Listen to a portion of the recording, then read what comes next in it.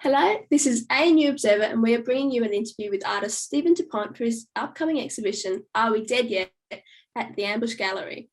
Shot over the course of the past few years in locations across New South Wales, Queensland, Victoria and Tasmania, this photographic journey tells striking visual stories of suffering, confusion, anger and fear, and lends the issue a much needed sense of urgency.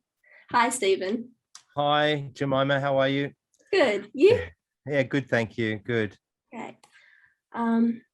So I'd just like to ask, where did the inspiration to photograph regarding this subject matter come from? Well, it was sort of God, I'm just thinking back. I mean, originally a lot of it came from my daughter Ava. So she's been a big inspiration to me. She's a climate activist. She's a 14-year-old nearly, and has grown up with the Strike for Climate strikes and the movement of her generation to make a stand to fight for the very survival of our planet. And so her ideas and her motivations and her fears have been instrumental in pushing me as a photographer to take a look at the planet, to take a look at the climate crises, just because it's affected me personally. And I feel like I need to turn my camera onto something that will have a direct impact on, I guess, on her generation. And I feel that what's happening in the world today with climate change is our biggest conflict to date. I mean, I spent my whole life in war zones, and this is the biggest war I've ever covered. So really, yeah, my daughter's been my main inspiration, but it's also, it's been a real kind of,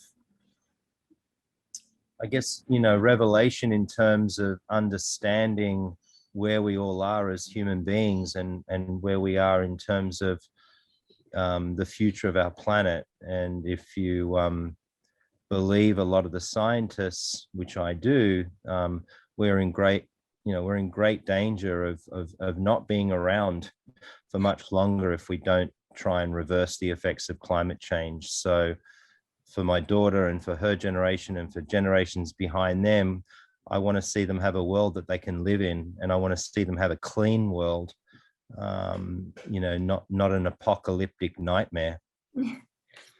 Fair enough. Speaking of like your war experiences, you describe war photographs such that a good war photograph must be an anti-war photograph. War is a nasty business and traumatizes both the killers and the victims. Mm-hmm. How did the approach in taking photos for this exhibition differ to that of your previous works? Well, just to sort of take a look at that question. Sorry, it's not a quote that comes from me. It's actually a quote that I've taken from a dear friend of mine, Tim Page, who's a Vietnam War photographer and vet. It's his quote, but it is a quote that I stand by myself, that a good war photograph should be an anti-war photograph. I totally believe that. And I feel that, sorry, what was the question beyond that? I've forgotten. How did the approach to taking photos for this exhibition with a somewhat different message differ to that of your previous works? Well, it's the same message because it's about a conflict. It's a conflict for the environment in many ways. There is no differing message. The photographs that I'm producing, I hope, will have an impact on the audiences that I'm showing. I hope will have a power that will move people to take action, will move people to really sort of reflect and think about what's going on in our world today with regarding our climate crisis. So I'm hoping my photographs have that kind of power and impact that will certainly bring up some sort of debate and bring up some sort of conversations and spur people into some sort of action and some sort of feeling in much the same way that I did when I was traveling the world to places like Afghanistan or the Middle East or many African countries. I'm out there photographing because I want the world to see what's going on.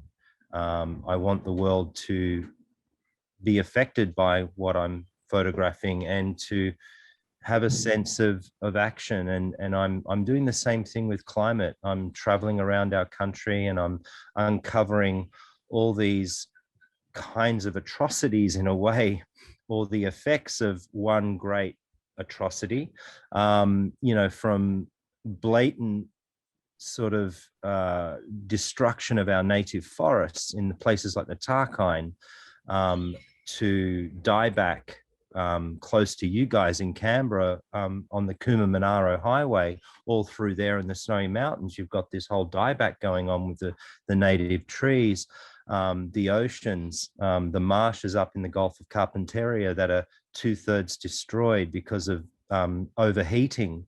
And of course, the Great Barrier Reef and many other things. And then what really sort of ignited my my sort of fears, and also ignited me into action in terms of trying to make this project and finishing this project for this exhibition, was that we had one of the worst droughts that I can remember, and what I believe has been in living memory, followed by the Black Summer bushfires, followed by floods. So all of these subjects which relate back to climate have become instrumental in the works that I'm showing at aMBUSH Gallery. Yeah. Sorry, it's a long answer to Good. Sorry.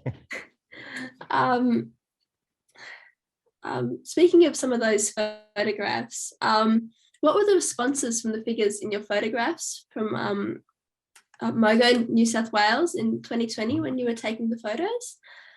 Did you have any compelling conversations with the subjects you photographed?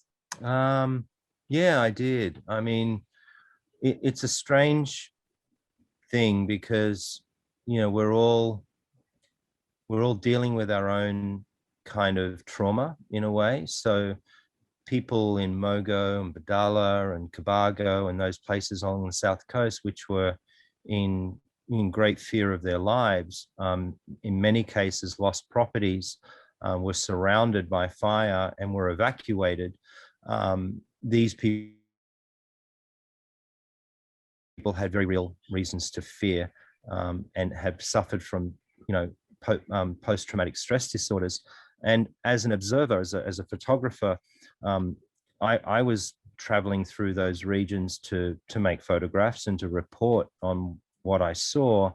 And I'm going through my own kind of trauma, I suppose, and what you're seeing and how you cover something and how you be safe and how you all of these things come into play. So, and then I'm occasionally coming across people who have stayed behind to fight the fires or have lived through the apocalypse and are coming out from the fire that has just swept through their small town. So I'm having these different conversations. It's there were times when I was talking to people, it was like talking to the dead. I mean, they were so traumatized and so much in shock that they were coherent and they could tell the story about what happened. The fireball that swept down their street and sort of just missed their house, and how they tried to fend off the fire with a hose, and just lots of different stories of courageous people that are living in a very real nightmare. And there was a man that was a writer. I don't remember his name, and he stood to fight the fire at his house. He'd just moved, I think, from Sydney to relocate to Cobargo. And I remember photographing him and then looking down, and there was this beautiful dog. It's not in the show, but there was a whippet. His pet whippet was kind of rummaging around the kind of burnt landscape, and it just made for incredible imagery. And I sort of looked up at him and he said, "Yeah, that dog's called Hope." Like, wow, that's pretty ironic, consider you've just been through this, horrendous fire.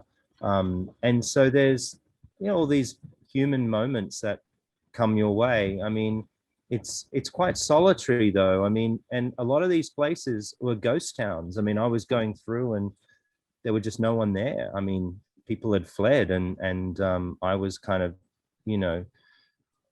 kind of moving through these kind of ghost town like landscapes to make my photographs. So you often see in my images, they're isolated, there's no people, because there weren't any people. And the people that are in my photographs were the very few that I met, like this guy in Cabago, or there was the indigenous man, Jimmy, who's actually in the show.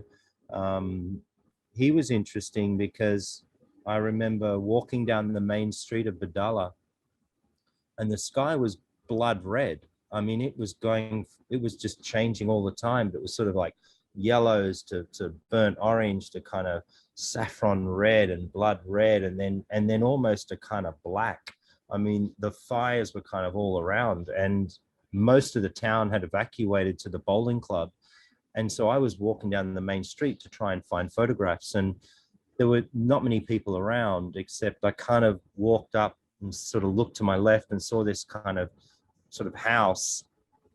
And then I saw this man walking toward me, this indigenous guy, and it was almost like this sort of revelation. We kind of looked at each other like, what are you doing here? It's like, what are you doing here? Why are we both here? We should be evacuating. This is crazy. And we sort of had that sort of moment of like madness where we're like, we should not be here. And I started to talk to him, and he was traumatized and scared, and he was really kind of, and angry. He was angry at our government. He was angry that, our government weren't listening to the black fellas. They weren't listening to the indigenous about fire practice. They really felt let down in many ways. And he was just feeling like, all of these fires were, raging around, and, they weren't really hearing them. He felt that he didn't certainly have a voice, and he did feel that his people didn't have a proper voice either, and that the government could learn a lot, from our indigenous people, and they weren't listening. So there was, everything from shock to anger to happiness because people had survived. I mean, it's yeah, it was an amazing time, and then the floods, going through the floods was really another extreme. You talk to people, and a different kind of disaster, but still equally as traumatic. People who had lost their homes, and flood waters had sort of taken over properties, and it was it's very surreal. It's a strange thing as a photographer to kind of put yourself out there into these surreal landscapes and try and make sense of a very real kind of disaster. And for me, having that responsibility to bring back the photographs in an honest kind of powerful way. So that's the challenge for me, is to somehow capture these moments, to capture these extraordinary sort of landscapes and moments, to somehow have the desired effect that I would like to have on my audience. Speaking of all these really dramatic landscapes and experiences, on the other hand, featured in the show are photos you took in Scarborough, New South Wales. Mm-hmm. They don't quite seem to entail connotations of climate change on the face of it. Could you explain the message behind the beach photographs? Yeah. Which one are you talking about? Are you talking about the one of my daughter in the ocean with the dust storm? Yeah. Is that the one? Yeah. Yeah. Well, I think it does relate to climate change. So I'm going to, throw that back at you, because this is a major dust storm that has raged across New South Wales, from like way out toward Broken Hill. and has reached the Pacific Ocean. So has reached, thousands of kilometers to my beach in Scarborough and produced this major dust storm. This is obviously all connected to drought, and which goes back to the issues we're having, with climate change. I mean, it's all interconnected. The drought, the floods, the fires, they're all instigated and from this, our current sort of global warming and climate crises. So I think it does have an impact. I think it does have relevance to the work that I'm showing. Absolutely. And I, there were other moments where when the fires were here, they weren't like at my beach, but they were, close enough to send plumes of smoke across here. And there are photographs, I don't think they're in the show, but where I photographed my local beach, but it was smoke haze and it was red and fiery. And, so it was sort of bringing in the reality of this, this national disaster in a way that was spreading, right across the country. And you could feel the impact and smell the impact. I mean, that's the other thing. You may not be in the middle of the inferno, but it's still affecting everyone. It still kind of spreads its tentacles out and kind of envelopes just about everything and sort of, that is in its path. Speaking of all the photos that seem like they didn't get involved in the exhibition, there's a book. What ended up in the exhibition after all those experiences? Sorry, say that again. How did you pick the images that ended up in the exhibition? Well, look, there's a much bigger body of work which is in a book with the same title, Are We Dead Yet?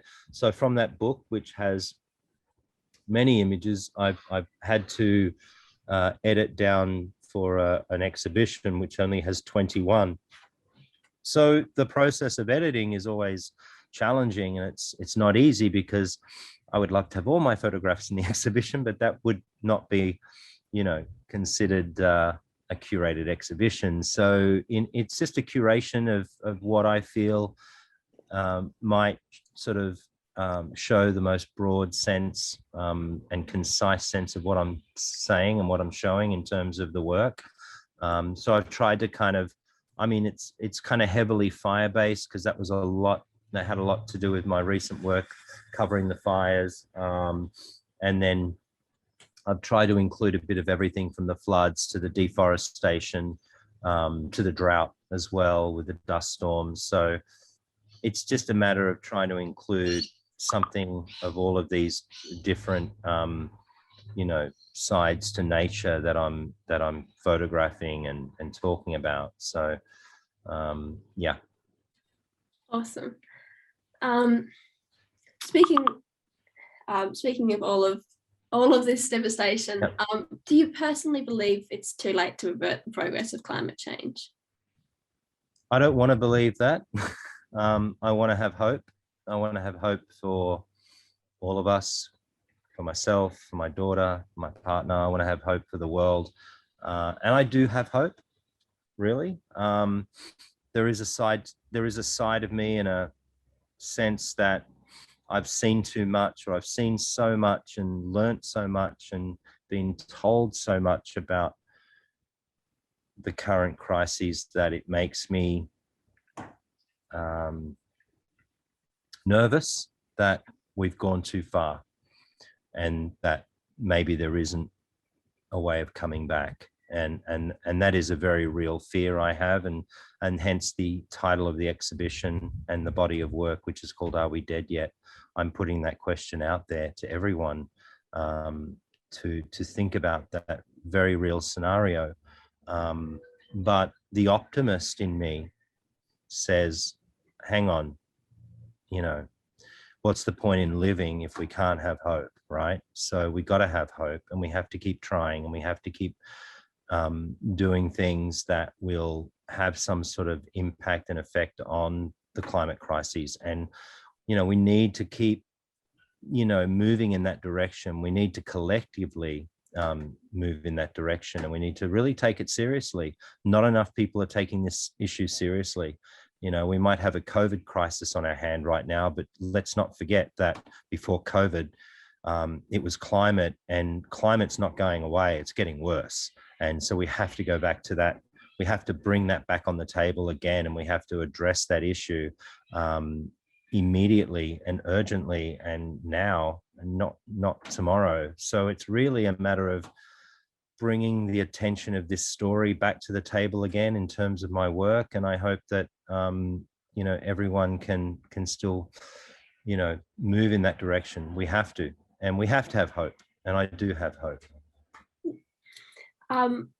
Would you say that that hope is displayed in some of the elements of your photographs, or is it more a warning throughout the show?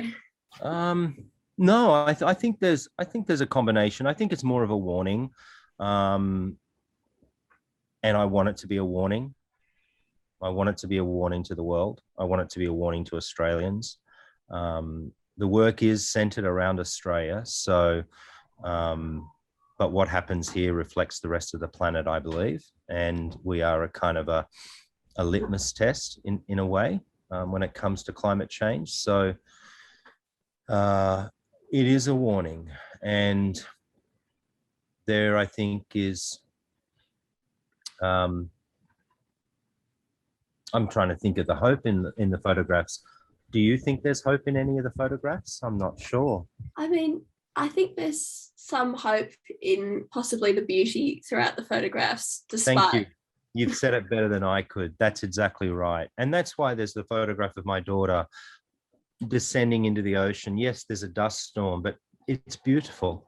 And there is a sense of hope in that image, I think. I think that it's the confronting the disaster, you know, to heal the planet. So it's actually taking acknowledgement of, yes, this is happening, and yes, there's this catastrophe, and, you know, there's all this destruction, but as humanity, let's face these dark times, and let's repair, let's take it on, you know, bring it on, you know, let's collectively, let's do it together, and we'll fight it and we'll win. And I hope that my photographs have some sort of connection to that that scenario, you know, whether they're hopeful, whether they're beautiful, or whether they're, you know, of catastrophe in some way. I want them to have the desired effect, which is to instigate that kind of movement. Awesome. I'm sorry, my dog is here barking a little bit, so I'm just oh, good. Yeah. Okay, just to kind of sum up everything, but also kind of get down to the core of the exhibition as well.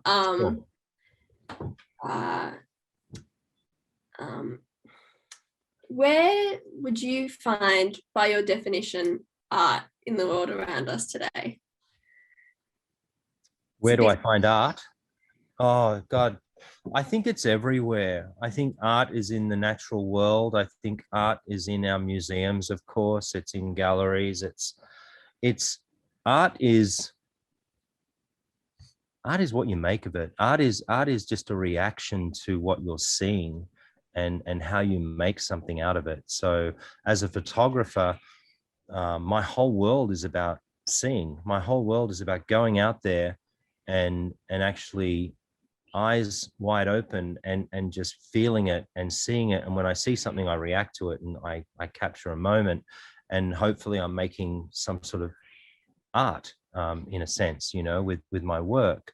It really is the creative reaction that we have to make something that is, you know, often beautiful, and certainly should you know, make people feel something when they look at the art, or they touch it or smell it or whatever. I mean art is our most powerful form of expression. I don't think there's a more powerful journalism than art, and that's coming from someone who spent a life in journalism. I mean, I think art has the power to eclipse journalism in such a way that, you know, moves into a whole other mind dimension, and I think has, you know, so much potential to, you know, to tell a story and to really kind of motivate audiences into places that conventional reporting doesn't. And that's not to say that, you know, of course, you know, journalism is important. It is. I mean, and I live by it, but I think there's an extra dimension and I'm sorry, and a challenge that that art, if it's taken in the right direction, I think, you know, has a really powerful medium with very powerful messages. It's, you know, it's sort of going into that, you know, sixth dimension in a way. It's kind of traveling in time and space, and I think that, you know, the mind is allowed to breathe. The mind is allowed to really take in things in such a way that, you know, can make it very powerful. Absolutely. Then looking to your art, what would you say are the key pieces to look out for in your exhibition? All of them. I think they're all key. I mean, I think there's 21 photographs there that I think have equal importance. I love them all. I mean, you know, I'd be biased to say that my daughter is the key photograph because it's my daughter. But you know, I think that, yeah, they all have a different kind of effect on me. I think they're all, you know, I think it's a collective piece of art, if that makes sense. I think it's 21 pieces that make up for one message.